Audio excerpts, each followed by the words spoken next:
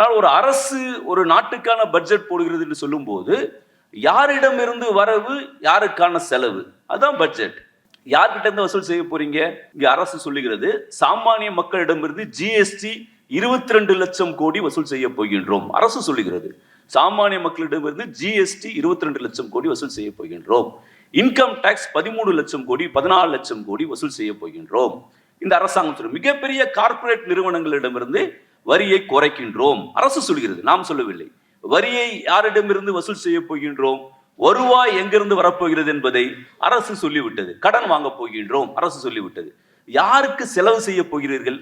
அடுத்து சரி வசூல் பண்றீங்க, யாருக்கு செலவு செய்ய போகிறீர்கள்? பட்ஜெட்டில் சொல்கிறார்கள் நாங்கள் யாருக்கெல்லாம் செலவு செய்ய போகிறோம் என்று சொல்லும் போது அறிவிக்கப்பட்ட விஷயங்களில், கடந்த காலங்களில் அறிவிக்கப்பட்ட விஷயங்களில் எதையாவது செய்திருக்கிறார்களா சொன்னவர்களுக்கு என்று சொன்னால் அதில் இருக்கின்ற குறைகளை தான் நம்ம இன்னைக்கு பார்க்க போகின்றோம். இன்னைக்கு இந்தோ அமெரிக்கா ஒப்பந்தத்தில் மிக முக்கியமான விஷயம் என்பது சோயாவை இறக்க போல சோயா ஆயிலை இன்னைக்கு இறக்குமதி செய்ய போகிறோம், எண்ணெயை இறக்குமதி செய்ய போகின்றோம். 0% இம்போர்ட் டியூட்டில சோயா ஆயில் உள்ளே வரப்போகிறது. சோயா ஆயில் உள்ளே வந்தால் சோயா ஆயில் இண்டஸ்ட்ரி இந்தியாவில் 50,000 கோடி, இந்தியாவுடைய சோயா ஆயில் இண்டஸ்ட்ரி 50,000 கோடி உற்பத்தி செய்கிறது.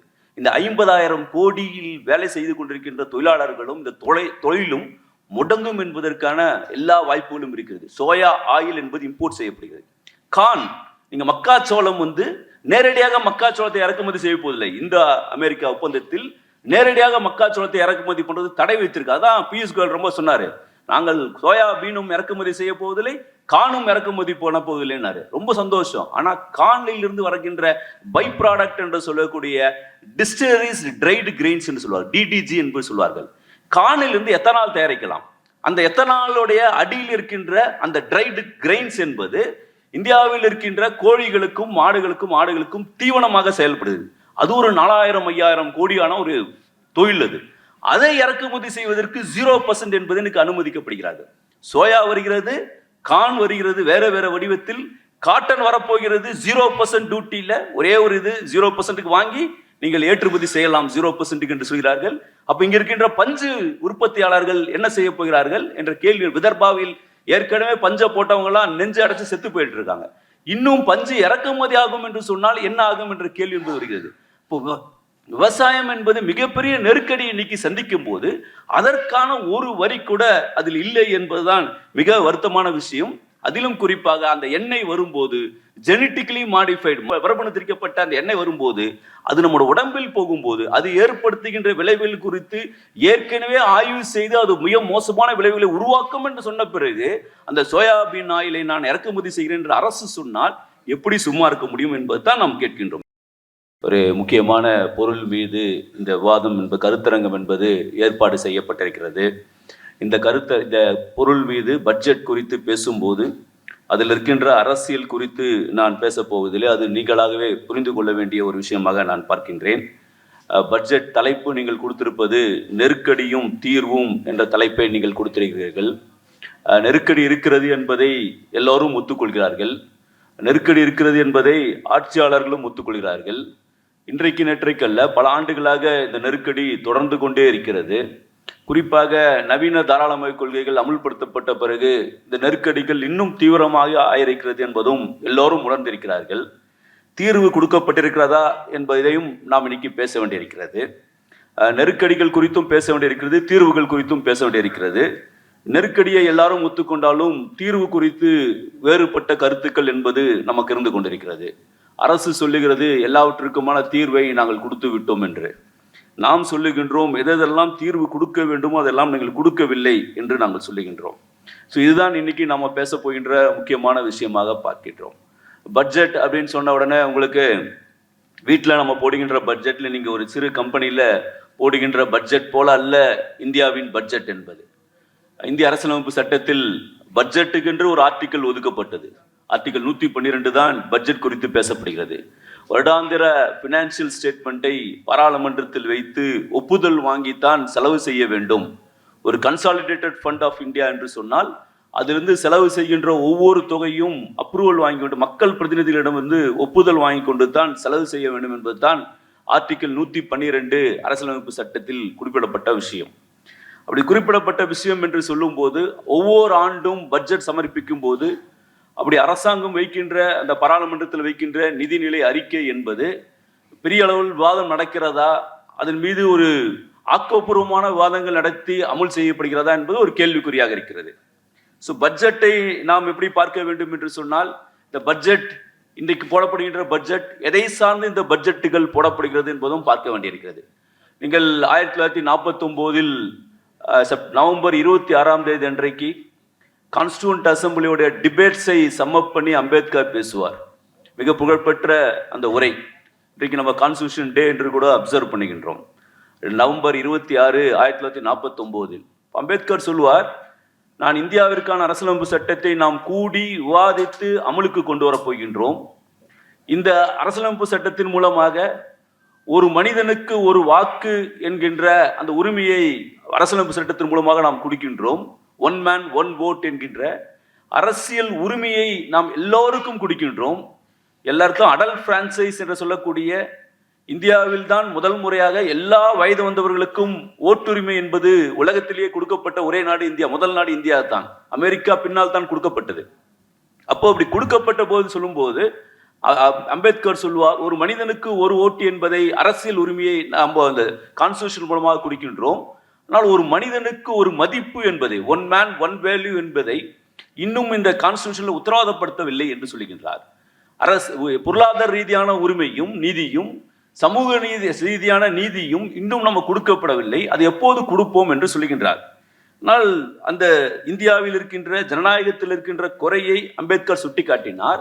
ஆனாலும் கூட அரசியலமைப்பு சட்டத்தில் அப்படியான எக்கனாமிக் ரைட் சம்பந்தமான விஷயங்களை, பொருளாதார உரிமைகள் சம்பந்தமான விஷயங்களை அடிப்படை உரிமைகளாக கொண்டு வருவதற்கான முயற்சிகள் அன்றைக்கு நடக்கவில்லை என்பதை பார்க்கின்றோம். அன்றைக்கு விவாதிக்கப்பட்டது. ஆனால் ஆட்சியாளர்கள் அன்றைக்கு பொருளாதார உரிமைகளை அடிப்படை உரிமைகளாக கொண்டு வருவதற்கு ஒத்துக்கொள்ளவில்லை. அன்றைக்கு பாம்பே பிளான் திட்டத்தின் அடிப்படையில் இந்தியாவின் பொருளாதாரம் எப்படி இருக்க வேண்டும் என்று முடிவு செய்த போது அந்த பொருளாதார திட்டத்தை வகுத்தவர்கள் மிகப்பெரிய முதலாளிகள். இப்படி ஃபண்டமெண்டல் ரைட்ஸாக இந்தியாவில் இருக்கின்ற சாமானிய மக்களுக்கான பொருளாதார உரிமைகள் இருக்க வேண்டும் என்று சொல்லவில்லை. அது சொல்லப்பட்டிருக்கிறது அரசியலமைப்பு சட்டத்தில். ஆனால் எதில் சொல்லப்பட்டிருக்கிறது என்று சொன்னால், directive principles of state policy என்று சொல்லக்கூடிய இந்திய அரசுக்கு வழிகாட்டும் நெறிமுறைகளில் அது கொடுக்கப்பட்டிருக்கிறது. அப்படி கொடுக்கப்பட்டால் அதுக்கான கோர்ட்டுக்கு போய் நீங்கள் ஃபைட் பண்ண முடியாது. இட் இஸ் நாட் ஜஸ்டிசபிள் சொல்லுவாங்க. அப்படி இந்தியாவில் இருக்கின்ற சாமானிய மக்களுக்கான பொருளாதார உரிமைகளும் சமூக உரிமைகளும் டிபிஎஸ்பி என்று சொல்லக்கூடிய டைரக்டிவ் பிரின்சிபல்ஸ் ஆஃப் ஸ்டேட் பாலிசியில் வைக்கப்பட்டதை தவிர ஃபண்டமெண்டல் ரைட்ஸில் கொடுக்கப்படவில்லை என்பது பார்க்கின்றோம். ஒருவேளை அடிப்படை உரிமைகளாக சில விஷயங்களை செய்து கொண்டிருந்தால் இந்த பட்ஜெட் விவாதம் இப்படி நடந்து கொண்டிருக்காது என்பதை நாம் புரிந்து கொள்ள வேண்டும். இந்த பட்ஜெட் விவாதம் என்பது வேறு விதமாக நடந்திருக்கும் என்பதை நாம் பார்க்க வேண்டும். ஆகவே அடிப்படையான சில விஷயங்களை நாம் பார்க்க வேண்டிய அவசியம் என்பதை பார்க்கின்றோம். இந்த பட்ஜெட்டை குறித்து நாங்கள் தொடர்ச்சியாக ஒரு 15-20 ஆண்டுகளாக பட்ஜெட் குறித்து கூட்டங்களில் பேசிக் கொண்டிருக்கின்றோம், தொலைக்காட்சி விவாதங்களில் பேசிக் கொண்டிருக்கின்றோம்.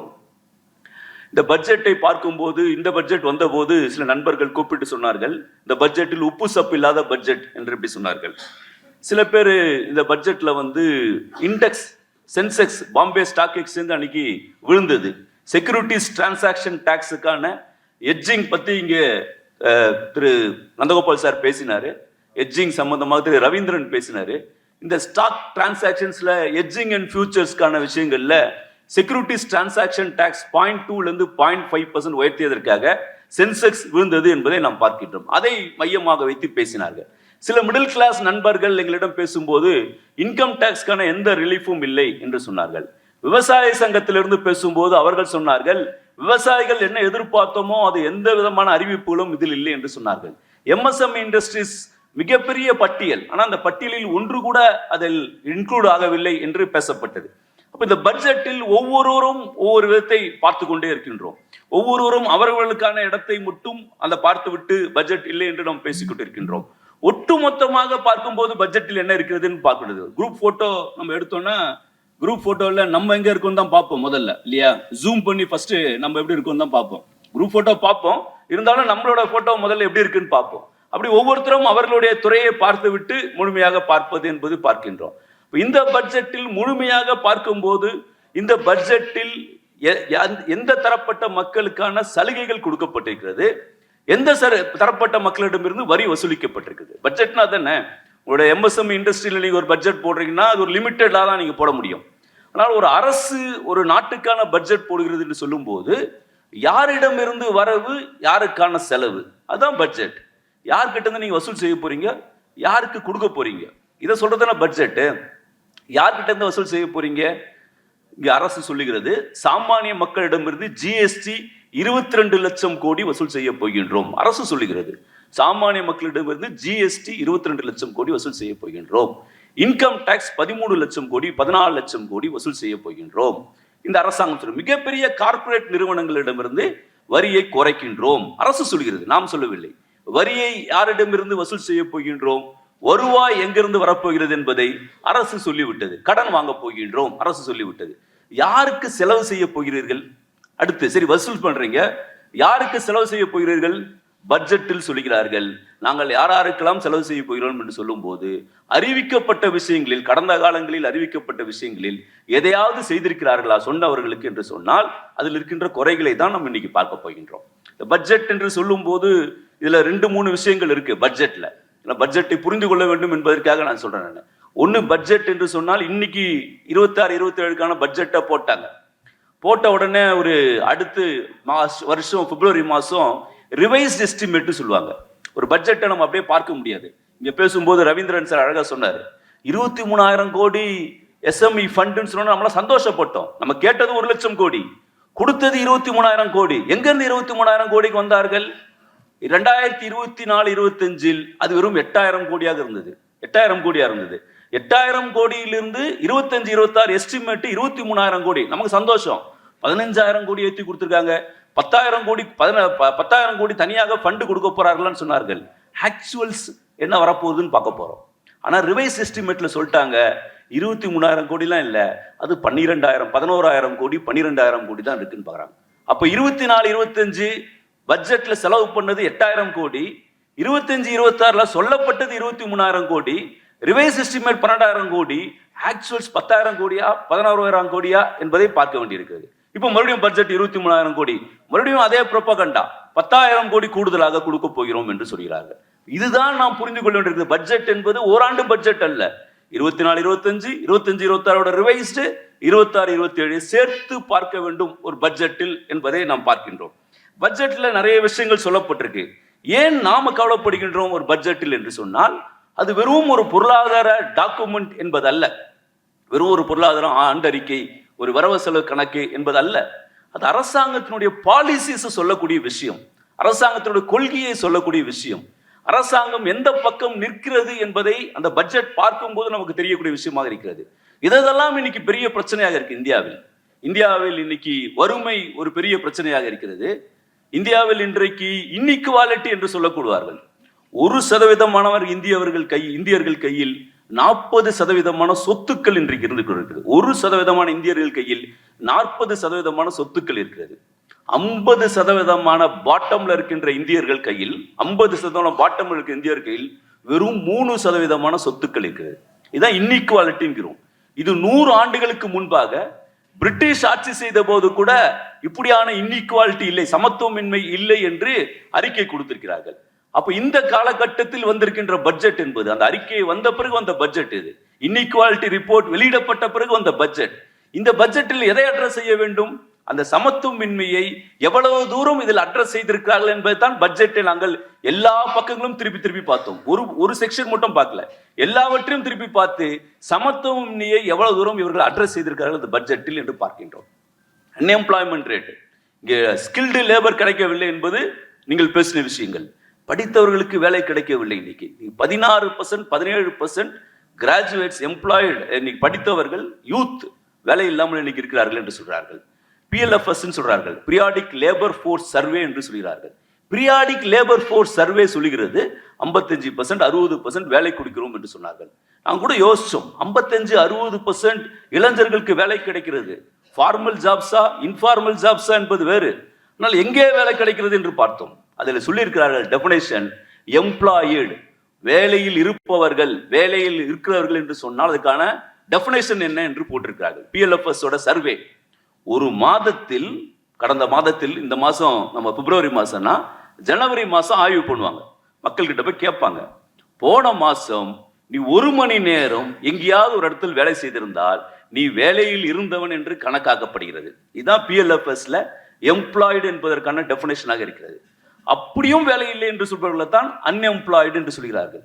அன்எம்ப்ளாய்டு இப்படி கணக்கு போட்டே அன்எம்ப்ளாய்டு இவ்வளவு வருகிறது என்று சொன்னால் அதை அட்ரஸ் பண்ணுவதற்கு இந்த பட்ஜெட்டில் ஏதாவது குறிப்பிட்டிருக்கிறதா என்பதைத்தான் நாங்கள் பக்கம் பக்கமாக பட்ஜெட்டோடைய அறிக்கையை திருப்பி திருப்பி பார்த்தோம். பட்ஜெட்டில் கல்விக்கும் சுகாதாரத்துக்கும் எவ்வளவு ஒதுக்கப்பட்டிருக்கிறது மிக முக்கியமான விஷயமாக அதை பார்த்தோம். இதெல்லாம் தான் பட்ஜெட்டில் முழுமையாக நாங்கள் பார்க்கும்போது என்னென்னலாம் பிரச்சனை இருக்கிறது என்று பார்க்கின்றோம். இதெல்லாம் நெருக்கடிகள், இந்தியாவில் இருக்கின்ற நெருக்கடிகள். இதற்கெல்லாம் தீர்வுகள் அந்த பட்ஜெட்டில் கொடுக்கப்பட்டிருக்கிறதா என்பதுதான் நாங்கள் ஆய்வு செய்யும் போது பார்த்த விஷயம். ரெண்டு துறையை மட்டும் நான் பேசிவிட்டு போகலாம் என்று நினைக்கின்றேன். முக்கியமாக அக்ரிகல்ச்சர் செக்டாரையும் மேனுஃபேக்சரிங் செக்டாரையும் பேசிவிட்டு பின்னால் அவர்கள் சொல்லப்பட்ட விஷயங்கள் பட்ஜெட்டில் மிகப்பெரிய அளவில் இன்றைக்கு பட்ஜெட்டில் பத்திரிகைகளில் மீடியாக்களில் சொல்லப்பட்ட விஷயங்களை 2-3 விஷயங்களை பேசிவிட்டு எனக்கு கொடுத்த நேரத்தில் முடித்துக் கொள்வது சரியா இருக்க முடியும் என்று நினைக்கின்றேன். இன்னைக்கு விவசாயம் குறித்து பேச வேண்டியிருக்கிறது. விவசாயத்துறை இன்றைக்கு சந்திக்கின்ற பிரச்சனைகள் அரசு கூட பட்ஜெட்டில் அறிவிச்சிருக்கார்கள்.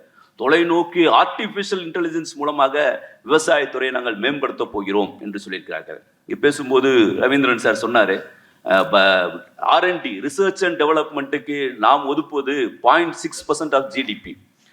அதே சீனா ஒதுக்குவது என்பது இந்தியாவுடைய பட்ஜெட்டை விட 2 மடங்கு பட்ஜெட் தொகையை சீனா R&Dக்கு 2 மடங்கு பட்ஜெட் தொகையை R&Dக்காக ஒதுக்கிறார்கள் சீனா.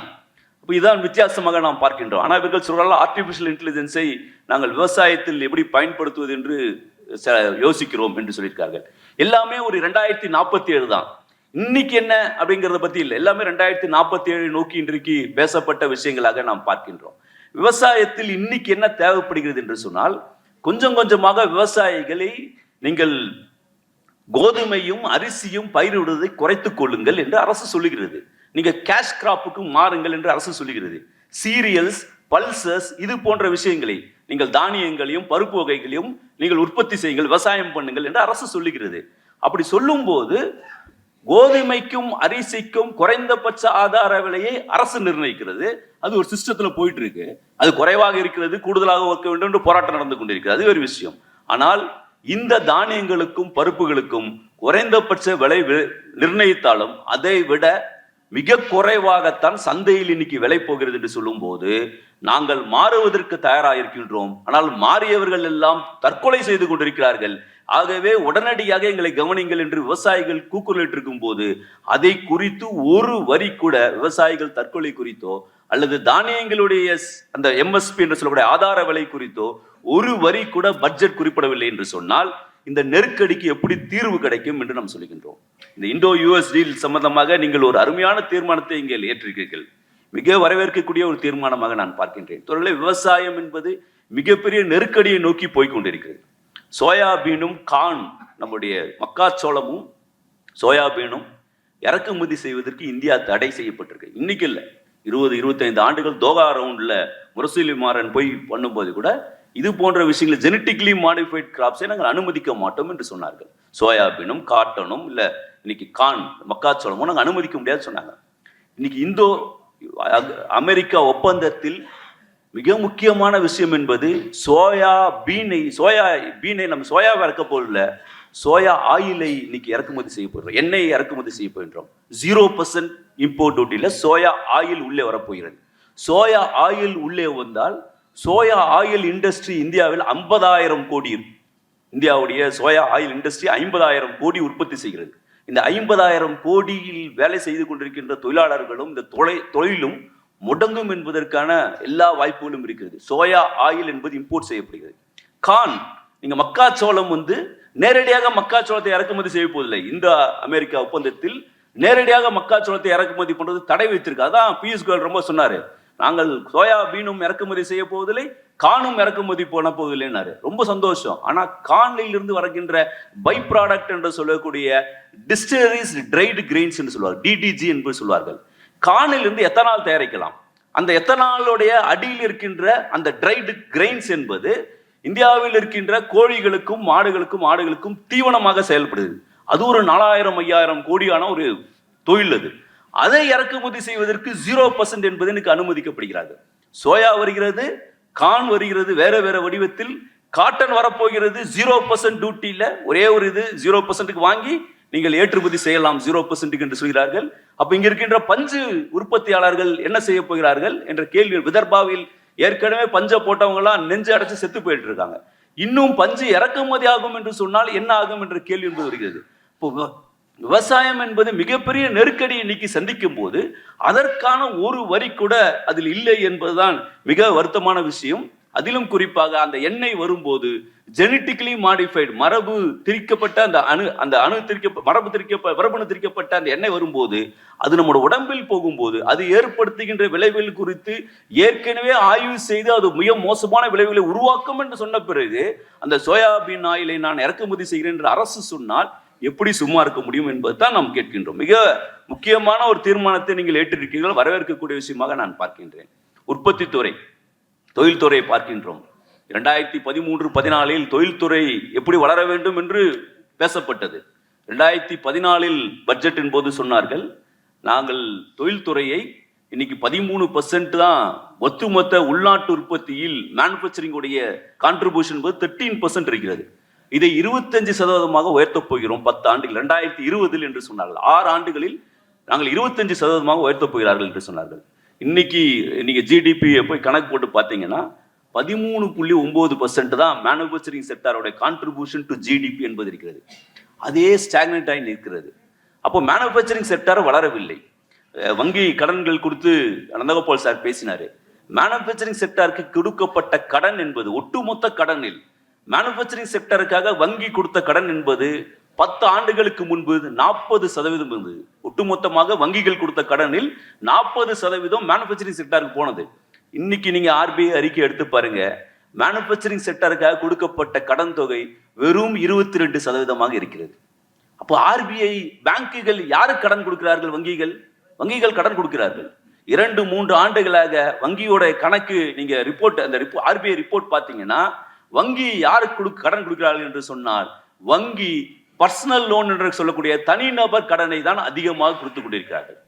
18 கோடி மத்தியதர வர்க்கம் போன ஆண்டு 2 ஆண்டுகளுக்கு முன்பு 18 கோடி மத்தியதர வர்க்கம் தன்னோட அன்றாட தேவைகளுக்காக பர்சனல் லோன் வாங்கியதாக ஆர்பிஐ சொன்னது. போன ஆண்டு ஆர்பிஐ அறிக்கை சொல்கிறது 18 கோடி என்பது ஓர் ஆண்டில் 30 கோடி மிடில் கிளாஸ் தங்களுடைய அன்றாட தேவைகளுக்காக கடன் வாங்கினார்கள் என்று சொன்னார்கள். அப்போ நிறைய கடன் கொடுக்கும் போது என்ன ஆகுதுன்னா அன்ஸ்க்ரூப்ளஸ் சாங்ஷன் ஆஃப் லோன் என்று சொல்லக்கூடிய வகையில் எல்லாருக்கும் கடன் கொடுத்து என்பிஏ ஜாஸ்தியாகும் போது அரசு சில கட்டுப்பாடுகளை கொண்டு வந்தோன்னே கோல்டு லோன் ஜாஸ்தியாச்சு 100 மடங்கு. கோல்டு லோன் கட்டுப்பாடு கொண்டு வந்தோன்னே கிரெடிட் கார்டு ஜாஸ்தி ஆயிடுச்சு லோடு. அப்போ மத்தியதர வர்க்கம் இன்னைக்கு அவரோட அன்றாட தேவைகளுக்காக கடனை வாங்கும் போது அதுல வர வட்டி கூடுதலாக இருக்கும் போது வங்கிகள் இன்க்ளினேஷன் அவர்களுக்கு கடன் கொடுப்பதற்கான ஜாஸ்தி கொடுப்பதற்கான ஏற்பாடுகள் இருக்கிறதே தவிர மேனுபேக்சரிங் செக்டாருக்கான கடன் என்பது குறைகிறது. மேனுபேக்சரிங் செக்டார்லேயே எம்எஸ்எம்இ இண்டஸ்ட்ரீஸ் இங்க ரொம்ப முக்கியமான விஷயம். 45% எக்ஸ்போர்ட்ஸுக்கு கான்ட்ரிபியூட் பண்ணக்கூடிய எம்எஸ்எம்இ. நீங்க கூட பேசினீர்கள் இங்க 32 இன்ஃபார்மல் ஜாப்ஸ், முறைசாரா தொழிலும் சேர்த்து 32 கோடி பேருக்கு வேலை கொடுத்து கொண்டிருக்கின்ற எம்எஸ்எம்இ இண்டஸ்ட்ரீஸ். எம்எஸ்எம்எஸ் இண்டஸ்ட்ரீஸ் கேட்ட ஜிஎஸ்டிக்கு பிறகு இன்புட் டேக்ஸ் கிரெடிட்ல இன்னும் பிரச்சனை இருக்கு, ட்ரெட்ஸ்ல இன்னும் பிரச்சனை இருக்கு, ட்ரேட் ரிசீவபிள்ஸ் டிஸ்கவுண்டிங் சிஸ்டம்ல இன்னும் பிரச்சனை இருக்கு. இந்த பிரச்சனைகள்லாம் தீர்க்கப்படாமல் இருக்கு எம்எஸ்எம்இ இண்டஸ்ட்ரீஸ்க்கு. அப்ப எம்எஸ்எம்இ இண்டஸ்ட்ரீஸ்க்கு அதில் கூடுதல் அழுத்தம் கொடுத்து அந்த தொழிலை பாதுகாப்பதற்கான முயற்சிகள் செய்யாமல் இன்றைக்கு இன்னைக்கு எம்எஸ்எம்இ இண்டஸ்ட்ரீஸ் எல்லாம் இன்னைக்கு நலிவை நோக்கி போய் கொண்டிருப்பதை நாம் பார்க்கின்றோம். எத்தனை எம்எஸ்எம்இ இண்டஸ்ட்ரீஸ் மூடப்பட்டு கொண்டு வருகிறதை நாம் பார்க்கின்றோம். இன்னும் இண்டோ யூஎஸ் ட்ரேடில் யார் நிற்க போகிறார்கள் என்றால் மிகப்பெரிய வசதி படைத்த முதலாளிகள் நிற்பார்கள். சிறு குறு தொழில்கள் மிகப்பெரிய அளவில் அழிவை சந்திக்கும் என்பதுதான் பார்க்கின்றோம். அதுக்கான தேவையாக எல்லாத்தையும் இறக்குமதி பண்ண போறோம், அப்புறம் எதுக்கு உற்பத்தி துறை என்ற கேள்வி வருகிறது. அப்போ எல்லாவற்றையும் மூடக்கூடிய ஒரு ஏற்பாடாக இன்னைக்கு அது மாறி இருக்கிறது என்பதை நாம் பார்க்கின்றோம். ஆகவே தான் எம்எஸ்எம்இ இண்டஸ்ட்ரீஸில் இது கூடுதலான இந்த விஷயங்களை வந்திருக்க வேண்டும், அதுதான் தீர்வாக இருக்க வேண்டும். அந்த தீர்வு இதில் கொடுக்கப்படவில்லை என்று பார்க்கின்றோம். 2 விஷயங்களை இந்த பட்ஜெட் ரொம்ப ஹைலைட் ஆகி பேசியிருக்கிறது. ஒன்று கேபெக்ஸ், கேபிட்டல் எக்ஸ்பெண்டிச்சர் சம்பந்தமாக, இன்னொன்று பிஸ்கல் டெபிசிட், நிதி பற்றாக்குறையை குறைத்தது சம்பந்தமாக மிகப்பெரிய அளவில் விளம்பரப்படுத்தப்பட்டிருக்கிறது. மீடியாக்கள் அதை ஹைலைட் பண்ணியிருக்கார்கள். கேபிட்டல் எக்ஸ்பெண்டிச்சர் என்று சொன்னால் மூலதனத்துக்கான நிதியை கொடுப்பது என்பது அரசு மார்த்தட்டி சொன்னது. நாங்கள் 12 லட்சம் கோடி மூலதனத்திற்காக செலவு செய்ய போகிறோம் என்று சொன்னார்கள். 12 லட்சம் கோடி அல்ல, 20 லட்சம் கோடி மூலதனத்திற்காக செலவு செய்தாலும் கூட வேலை வாய்ப்பு உருவாகாது என்பதை நாம் புரிந்து கொள்ள வேண்டும்.